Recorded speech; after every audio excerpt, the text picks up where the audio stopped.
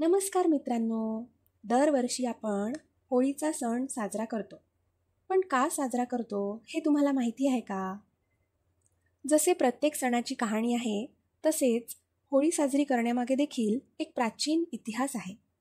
हिरण्यकश्यप नावाचा एक राक्षसी पुत्र होता. वरदान मिळवण्यासाठी त्याने ब्रह्मदेवाची तपश्चर्या केली. ओम ब्रह्माय नमः, ओम ब्रह्माय नमः, ओम ब्रह्माय नमः, ओम ब्रह्माय नमः. त्याची तपश्चर्या बघून ब्रह्मदेव त्याच्यावर प्रसन्न झाले व त्याला वरदान दिले. वरदान मिळाल्यानंतर तो अहंकारी झाला. त्या अहंकारामुळे तो देवतांची घृणा करू लागला. तसेच त्याला देवांचे देव भगवान विष्णूचे नाव ऐकणे देखील पसंत नव्हते.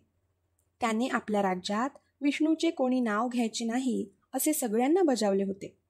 हिरण्यकश्यप स्वतःला श्रेष्ठ समजत असे आणि देवतांविषयी त्याला अतिशय तिरस्कार होता. पण त्याच्याच घराण्यात जन्माला आलेला त्याचा मुलगा म्हणजेच प्रल्हाद हाच मोठा विष्णू भक्त निघाला. प्रल्हाद बालपणापासूनच भगवान विष्णूंचा परमभक्त होता. प्रल्हाद दिवस रात्र भगवान विष्णूच्या नावाचे नामस्मरण करीत असे. नेमके हेच हिरण्यकश्यपाला मान्य नव्हते.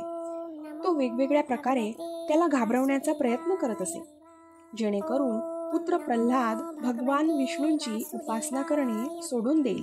परंतु प्रत्येक वेळी तो अयशस्वी ठरला.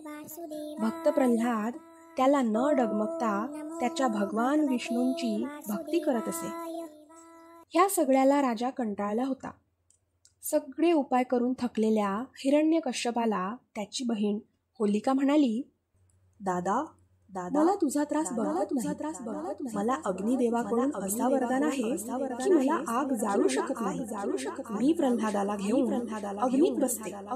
मला वरदान असल्यामुळे मी जळणार नाही. तो जळून खाक होईल. हे ऐकून हिरण्यकश्यपने सैनिकांना वाळलेल्या गवताची पेंढी तयार करायला सांगितली. त्यात प्रल्हाद आपल्या आत्यासोबत त्यावर बसला व भगवान विष्णूच्या नामस्मरणात लीन झाला. थोड्याच वेळात सैनिकांनी त्या पेंढीला आग लावली. पण उलटच घडले. होलिका जळायला लागली आणि एक आकाशवाणी झाली व त्यामुळे होलिकेला आठवलं की तिला वरदानात असेही सांगितले होते की ज्यावेळी ती तिच्या वरदानाचा दुरुपयोग करेल तेव्हा ती स्वतः जळून राख होईल. आणि त्याप्रमाणेच घडले.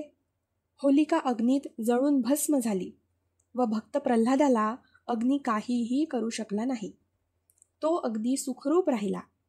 त्याच्या भक्तीने प्रसन्न होऊन भगवान विष्णूने खांबातून नृसिंह अवतार घेऊन हिरण्यकश्यपाचा वध केला. तेव्हापासूनच होलिका दहनाची परंपरा सुरू झाली. असत्याला जाळून सत्याचा प्रकाश पसरविणे हाच यामागील उद्देश आहे आणि म्हणूनच होळीला महत्त्व आहे. तर मित्रांनो, तुम्ही होळीचा सण व धुलीवंदन कसे साजरे केले हे आम्हाला कमेंट करून नक्कीच सांगा. धन्यवाद.